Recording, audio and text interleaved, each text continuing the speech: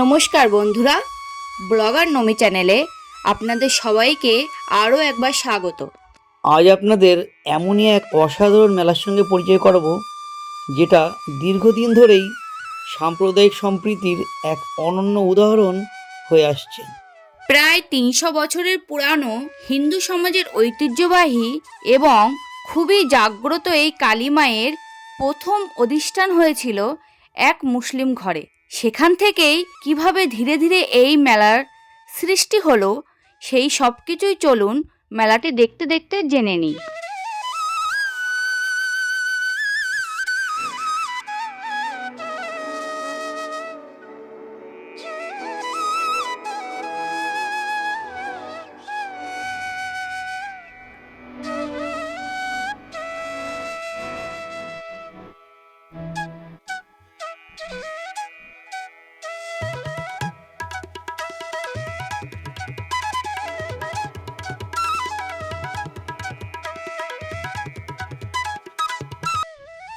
আজ আমরা যে মেলাতে এসেছি সেটি হলো কুমারপুকুর মেলা।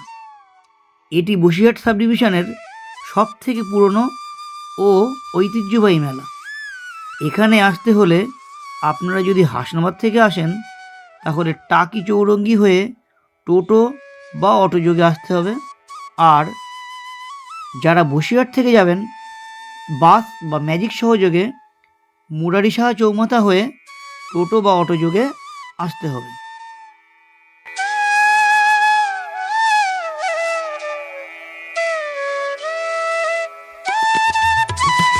কুমারপুকুর হাই স্কুলটা রেখে একটুখানি গেলেই পড়বে কালী মন্দির, আর স্কুলের ঠিক উল্টো দিকের মাঠেই মূলত এই মেলাটি বসে।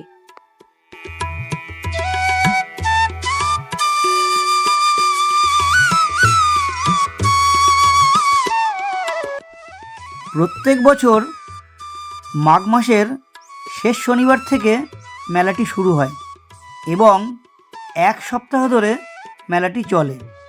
তারপরেও প্রায় 2-3 দিন ধরে ভাঙা মেলা চলে। ভাঙা মেলা কথাটি নতুন মনে হচ্ছে, তাই তো? আমরাও প্রথমে বুঝতে পারিনি, তবে এখানে এসে এখানকার মানুষের সঙ্গে কথা বলে যেটা জানলাম, মেলাটি তো চলে এক সপ্তাহ, কিন্তু তারপরেও 2-3 দিন অনেক দোকান থেকে যায় এবং অনেক কম দামে জিনিসপত্র বেচা কেনা হয়। মেলার শেষের এই কদিনের মেলাকেই এখানকার লোকেরা ভাঙা মেলা বলে।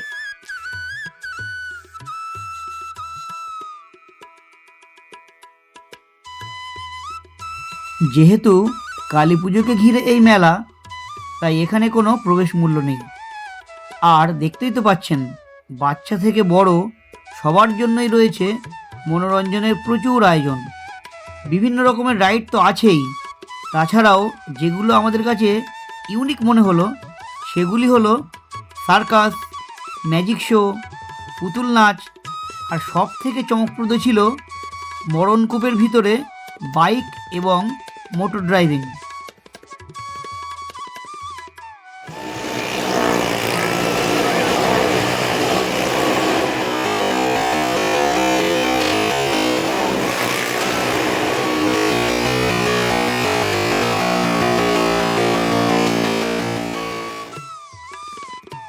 এবার চলো তাহলে কিভাবে এই কালী পুজোর সূচনা হলো সেটা জেনে নিই। এই মন্দিরের যিনি বর্তমান কুলপুরোহিত, তার কাছ থেকে যেটা জানা যায় যে প্রায় 300 বছর আগে অলি চৌধুরী বাগদি নামে একজন মুসলিম ব্যক্তির ঘরেই প্রথম মায়ের অধিষ্ঠান হয়।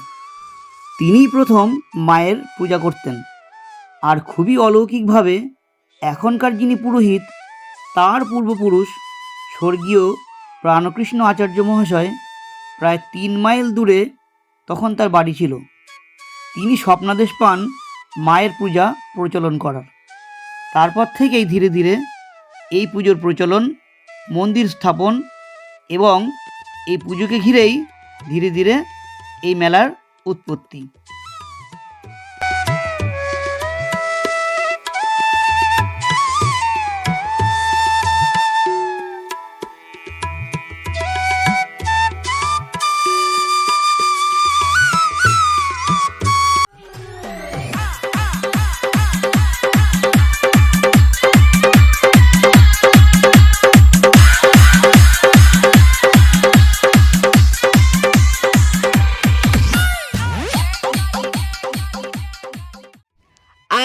এখানে এসে আমরা সেটাই দেখলাম, হিন্দু মুসলিম সব সম্প্রদায়ের মানুষই মিলেমিশে একাকার হয়ে সমানভাবেই আনন্দ করছে।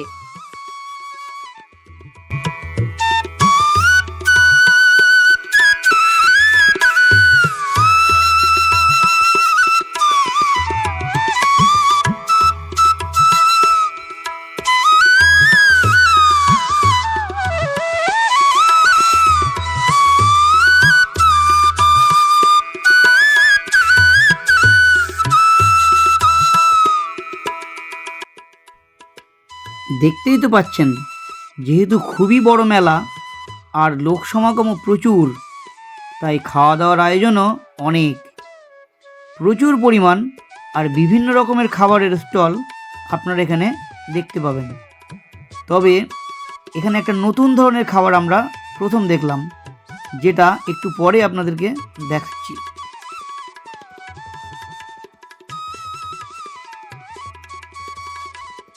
মেলাতে এসে অনেকের সঙ্গে আমাদের মেলা সম্পর্কে কথা হয়েছে, কিন্তু সেই সময় বিভিন্ন রকম গান চলছিল, তাই আপনাদেরকে সবার কথা শোনাতে পারলাম না। তবে এই দুজনের কাছ থেকে কিছু শুনে নিই মেলা সম্পর্কে। আমরা সাতক্ষীরা থেকে এসেছি। আচ্ছা, এই মেলাটা তো আমরাই প্রথম এসেছি বসিরহাট থেকে। খুব ভালো লাগছে। কি নয় মেলাটা? মেলাটা আমরা তো ছোটবেলা থেকেই দেখছি এবং প্রতি বছর কম বেশি আসি, খুব ভালো লাগে। আচ্ছা আচ্ছা, এবং খুব আনন্দ উপভোগ করি। কতদিন হয় মেলাটা, কতদিন হয়? মেলাটা তো অনেক দিনের পুরনো, অনেক দিনের পুরনো মেলা। তবে মাঘ মাসের শেষ শনিবারে শুরু হয়, এক সপ্তাহ তো মোটামুটি চলে, তারপরেও পুরো ভাঙা মেলাও চলে। মেলা কেমন লাগলো? মেলা ভালো লাগলো, খুব ভালো লাগলো এবং খুব ভালো লাগলো।